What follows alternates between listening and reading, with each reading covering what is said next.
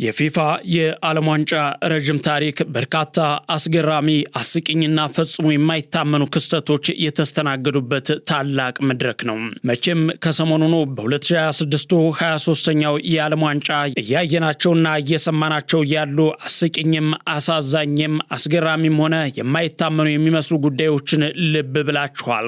ነገር ግን ከሰሞኑኑ አተካራ ወጥተን እስኪ ወደ ኋላም እንመለስና ቃኘት እናድርገው። ብዙ ለማመን የሚከብዱ ሳቅና ግርምት የሚያጭሩ እንዲህም ነበር እንዴ የሚያስብሉ የጅማሮውንና አሁን ያለበትን የዘመን ርቀት ፍንትው አድርገው የሚያሳዩ በአዝናኝነትም በዘግናኝነትም የሚነሱ በርካታ ታሪኮች ተፈጥረው አልፈዋል። ታዲያ በዓለም ዋንጫ የ96 ዓመታት ዕድሜ ውስጥ ከተመዘገቡት እጅግ አስገራሚ ታሪኮች መካከል በተለይ ቀደምት ያልናቸውንና ዋና ዋናዎቹን በዕለቱ የገበያ ስፖርት ከሜዳ ባሻገር የትንታኔ መርሃ ግብራችን እንደሚከተለው ልናስቃኛችሁ ወደድን። ሐምሌ 17 ቀን 2018 ዓመተ ምህረት ዕለተ ዓርብ ፕሮግራሙን አዘጋጅቼ ማቀርብላችሁ መኮንን አልማው ነኝ። እስከ መጨረሻው አብራችሁን ትቆዩ ዘንድ የአክብሮት ግብዣይ ነው። ከሜዳው ባሻገር the improvised and quite delicious finish. He will have his say, and with moments left of this game, and he has crashed it into the black snake gown. ምናልባት ከዓለም ዋንጫ ጅማሮ ጋር ተያይዞ የተፈጠረው የጫማ እጥረትና በባዶ እግር የመጫወት ጥያቄ በቀዳሚነት የሚነሳ ታሪክ ነው። ዘመኑ በ1950 ነው። የዓለም ዋንጫ በይፋ በተጀመረ በ20 ዓመቱ ማለት ነው። ይህም የህንድ ብሔራዊ ቡድን በ1950 በብራዚል በተካሄደው የዓለም ዋንጫ ላይ ሳይሳተፍ የቀረበት አነጋጋሪም አስገራሚም ታሪክ ነው። ዋነኛው ምክንያት ፊፋ የሁሉም ሀገራት ተጫዋቾች ጫማ እንዲጠቀሙና በባዶ እግራቸው እንዳይጫወቱ መከልከሉ ሲሆን በአሁኑ ጊዜ በእግር ኳሱ ዓለም ዳብዟ የጠፋው ህንድ ታዲያ ያለ ጫማ ለመጫወት ያቀረበችው ጥያቄ ውድቅ መደረጉን ተከትሎ ሳትሳተፍ የቀረችበት ታሪክ ከዓለም ዋንጫው አስገራሚ አጋጣሚዎች መካከል አንዱ ሆኖ ተመዝግቧል። የህንድ ብሔራዊ ቡድን በ1948 የለንደን ኦሎምፒክ አብዛኞቹ ተጫዋቾች በባዶ እግራቸው አልፎ ተርፎም ካልሲ ብቻ አድርገው በመጫወት ዓለምን አስገርመው ነበር። ታዲያ ለ1950 የብራዚል ዓለም ዋንጫ ህንድ ማለፏን ብታረጋግጥም ፊፋ ግን ተጫዋቾች በሙሉ የግድ የስፖርት ጫማ ወይም ቡትስ ማድረግ እንዳለባቸው የሚያስገድድ አዲስ ህግ አወጣ። ሆኖም የህንድ እግር ኳስ ፌዴሬሽን ተጫዋቾቹ ያለ ጫማ መጫወት ስለለመዱና ጫማ አድርገው መንቀሳቀስ ስለከበዳቸው እንዲሁም የጉዞ ወጪ ማነስን ምክንያት በማድረግ ይግባኝ ቢጠይቁም ከፊፋ የይሁንታ ምላሽ ባለማግኘታቸው ከውድድሩ ሙሉ ለሙሉ ራሳቸውን አግልለዋል። በፊልሙ ዓለምና በሌሎች ዘርፎች የማይጠፉት ህንዶች ታዲያ ከዚያ ጊዜ በኋላ በዓለም ዋንጫው በጭራሽ ተሳትፈው አያውቁም። ሌላኛው አስገራሚ የዓለም ዋንጫ ታሪክ የተፈጠረው ደግሞ እንደ አውሮፓውያን አቆጣጠር በ1966 በእንግሊዝ አስተናጋጅነት በተካሄደው ውድድር ላይ ቀድሞ የዋንጫው መጥፋትና በውሻ የመገኘቱ ታሪክ ነው። የ1966 ዓለም ዋንጫ ውድድር ከመጀመሩ ከ4 ወራት በፊት ጥንታዊው የጁልስ ሪሜት የዓለም ዋንጫ ለንደን ውስጥ በሚገኝ አንድ አዳራሽ ለህዝብ እይታ ቀርቦ ሳለ በከፍተኛ ጥበቃ መሃል በድንገት ተሰረቀ። ዋንጫው እጁ ውስጥ የገባለት ሌባም ዋንጫውን ይዞ በመሰወሩ መላው የእንግሊዝ ፖሊስ ከፍተኛ ውጥረት ውስጥ ገባ። ለቀናትም በከፍተኛ ፍተሻ ፍለጋው ተጠናክሮ ቀጠለ። ነገር ግን ሊገኝ አልቻለም። ታዲያ ዋንጫው ከተሰረቀ ከሳምንት በኋላ ፒክለስ የተባለች አስገራሚ ስማርት ውሻ ከባለቤቷ ዴቪድ ኮርቤት ጋር ለሽርሽር ወጥታ ሳለ በአንድ የአትክልት ስፍራ ቁጥቋጦ ውስጥ በጋዜጣ በጥብቅ የተጠቀለለ ነገር ላይ በሰላይ አፍንጫዋ አነፈነፈች።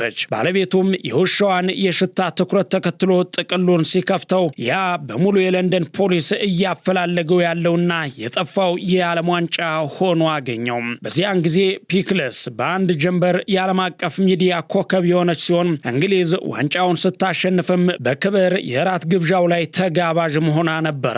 ይህ አጋጣሚ በዓለም ዋንጫ ታሪክ ለማመን ከሚከብዱ አስገራሚ አጋጣሚዎች መካከል አንዱ ሲሆን እንደዚህ አይነት ውሾችም የደህንነት አካል በመሆን ፖሊሶችን የሚያግዙበት መንገድ ባደጉት ሀገራት እየተስፋፋ መምጣትም ከእንደዚህ አይነት አጋጣሚዎች የተወሰደ ነው።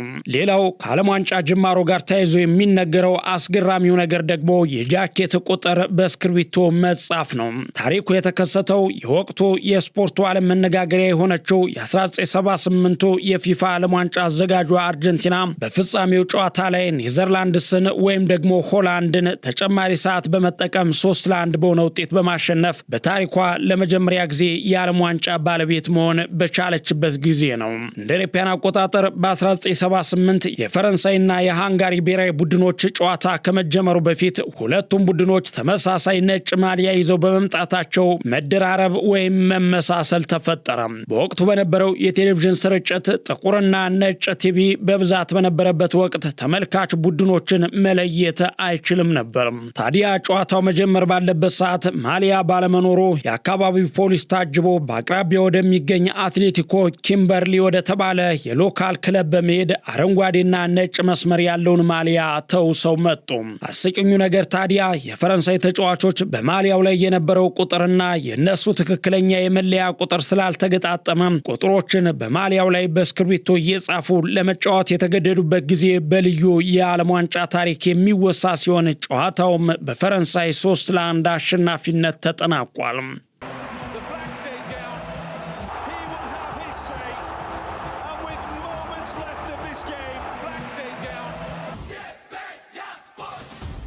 በዓለም ዋንጫ ታሪክ የተመዘገቡ ተጨማሪ እጅግ አስገራሚ አስቂኝና ልዩ የሆኑ ታሪካዊ ክስተቶችን ስንቀጥልም ልክ እንደ ዘንድሮ የዓለም ዋንጫና የትራምፕ ጣልቃ ገብነት ሁሉ በታሪክም የነገስታት ጣልቃ ገብነት በሜዳ ላይ መፈጸሙ ተጽፎ ይገኛል። ታዲያ ባለታሪኩ የኩዌት ልዑል ነው። እንደ አውሮፓውያን አቆጣጠር በ1982 በፈረንሳይና በኩዌት ጨዋታ ላይ ፈረንሳይ 3-1 እየመራች ሳለ ከስታዲየሙ ተመልካች መሃል የፉጨት ድምጽ ተሰማ።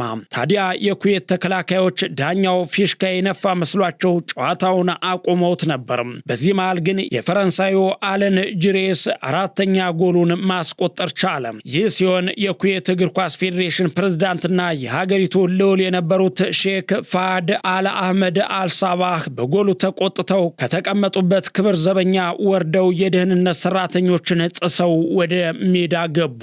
ልዑሉ ለተጫዋቾቻቸው ጎሉ ካልተሰረዘ ሜዳውን ለቃችሁ ውጡ በማለት ትዕዛዝ ሰጡ። ዳኛው ሶቪየታዊው ሚሮስላቭ ስቱፓርም በልዑሉ ተጽዕኖ በመሸበር የተቆጠረውን ንጹህ ጎል ለመሰረዝ ተገደዱ። ነገሩ ግን የባሰ ዕዳ እንጂ መፍትሄ ይዞ አልመጣም ነበር። ጨዋታው በፈረንሳይ 4-1 አሸናፊነት የተጠናቀቀ ሲሆን ጨዋታውን የመሩት ዳኛም በፊፋ ለዘላለም ከዛ በኋላ ጨዋታ እንዳይመሩ ታግደዋል።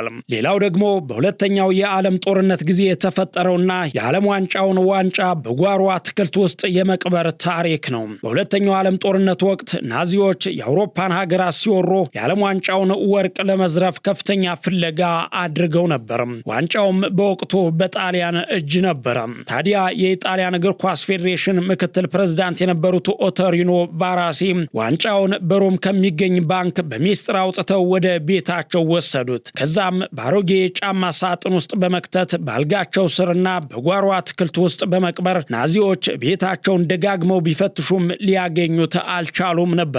በዚያም ምክንያት የዓለም ዋንጫው ውድ ዋንጫ ሳይዘረፍ ለ1950 የዓለም ዋንጫ ውድድር ሊተርፍ ችሏል። በዓለም ዋንጫ ታሪክ ውስጥ የተመዘገቡ ተጨማሪ እጅግ አስገራሚ አስቂኝና ታሪካዊ ክስተቶችን ቀጥለን ስንመለከት የአንድ ሀገር መሪ በሜዳ ላይ ተቀይሮ በመግባት ለመጫወት የሞከረበት አጋጣሚ የሚታወስ ነው። ክስተቱ በ1994 አሜሪካ ላይ የተፈጠረ ሲሆን የቮልቪያ ብሔራዊ ቡድን ከጀርመን ጋር በነበረው የመክፈቻ ጨዋታ ላይ በወቅቱ የሀገሪቱ ፕሬዝዳንት የነበሩት ኤቦ ሞራሌስን በይፋ ተጫዋች አድርጎ ለማሰለፍ ፈልጎ ነበር። ፊፋ ግን የሀገር መሪዎች በስፖርታዊ ውድድሮች ላይ እንደ ተራ ተጫዋች መሳተፍ አይችሉም በሚል ሕግ ከልክሏቸዋል። ነገር ግን በ1994 የዓለም ዋንጫ ላይ የካሜሮን ብሔራዊ ቡድን በወቅቱ የሀገሪቱ ጠቅላይ ሚኒስተር የነበሩትን ግለሰብ በክብር ተቀያሪ ተጫዋች አድርጎ በይፋ በስም ዝርዝር ውስጥ አስመዝግቦ ነበር፣ ምንም እንኳን ሜዳ ውስጥ ገብተው ጨዋታ ባያደርጉም። ሌላው አስገራሚ የዓለም ዋንጫ ክስተት ደግሞ በ11 ሰከንድ የተቆጠረችው ፈጣኗ ጎል ነች። ደቡብ ኮሪያ ጃፓን። ክስተቱ የተፈጠረው በ2002 የዓለም ዋንጫ የደረጃ ጨዋታ ላይ አስተናጋጇ ደቡብ ኮሪያ ከቱርክ ጋር ተገናኝታ ነበር። ጨዋታው ተጀምሮ ኮሪያውያን ኳሷን ወደ ኋላ ተከላካዮች ዘንድ ገና ሲያቀብሉ የቱርኩ አጥቂ ሃካን ሾኩር ኳሷን ነጥቆ በመውሰድ ጎል አስቆጠረ። ጎሏ የተቆጠረችውም ጨዋታው በጀመረ በትክክል በ11ኛው ሰከንድ ላይ ሲሆን ይህች ጎል እስካሁን ድረስ በዓለም ዋንጫ ታሪክ የፈጣንነቱን ክብረ ወሰን ይዛ ትገኛለች።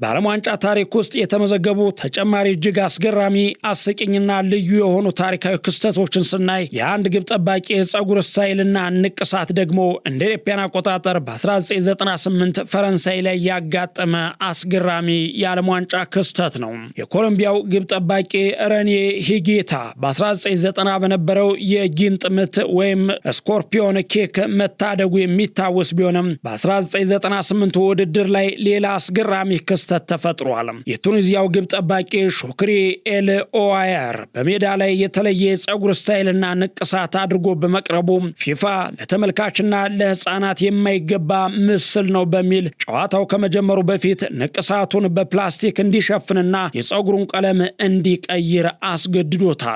ሌላው ደግሞ በመጀመሪያው የዓለም ዋንጫ ውድድር ላይ በራሳችን ኳስ ካልተጫወትን በሚል የተፈጠረው ክስተት ነው። በአርጀንቲናና በኡራጋይ መካከል በተደረገው የፍጻሜ ጨዋታ ላይ ሁለቱም ሀገራት በእኔ ኳስ ካልተጫወትን በሚል ትልቅ ክርክር ፈጠሩ። አርጀንቲናዎች የራሳቸውን ኳስ፣ ኡራጋዮችም የራሳቸውን ኳስ ይዘው መጡ። በመጨረሻም ዳኛው ጨዋታውን በሁለት ለመክፈል ወሰኑ። በዚህም የመጀመሪያውን አጋማሽ በአርጀንቲና ኳስ ተጫውተው አርጀንቲና 2-1 መራች። ሁለተኛውን አጋማሽ ደግሞ በኡራጋይ ኳስ ተጫውተው ኡራጋይ 4-2 በሆነ ውጤት አሸንፋ ዋንጫውን በላች። ሌላው ደግሞ በ1938 በፈረንሳይ የተፈጠረው የቁምጣ መውለቅ ክስተትና የጁሴፔ ሚያዛ ብልሃት ነው። የኢጣሊያው ኮከብ ጁሴፔ ፒያዛ በብራዚል ላይ የቅጣት ምት ወይም ፔናልቲ ሊመታ ሲዘጋጅ የለበሰው ቁምጣ ላስቲክ ተበጥሶ ቁምጣው የወለቀበት አጋጣሚ ነበር። ሚያዛም ሳይደናገጥ በአንድ እጁ ቁምጣውን ይዞ በሌላ እግሩ ደግሞ የቅጣት ምቱን በመምታት ጎሉን አስቆጠረ። ታዲያ በዚህ ጊዜ የብራዚሉ ግብ ጠባቂ ዋልተር ሚያዛ ኳሱን ለመምታት ቁምጣውን በአንድ እጁ ይዞ ሲሮጥ በማየቱ በከፍተኛ የሳቅ ስላቅ ውስጥ ሆኖ አቅጣጫውን ስቶ ነበረ። ሌላው ደግሞ በጀርመን 2006 የተፈጠረው የቶጎ ብሔራዊ ቡድን በደሞዝ ምክንያት ጨዋታ ለማቆም መወሰኑ ሌላው የዓለም ዋንጫ ልዩ ክስተት ነው። ውዝግቡ የቶጎ ብሔራዊ ቡድን ተጫዋቾች የሀገሪቱ እግር ኳስ ፌዴሬሽን ቃል የገባላቸውን የጥቅማ ጥቅምና የደሞዝ ክፍያ አልከፈለንም በሚል ጨዋታውን አንጫወትም ብለው አምፀው ነበር።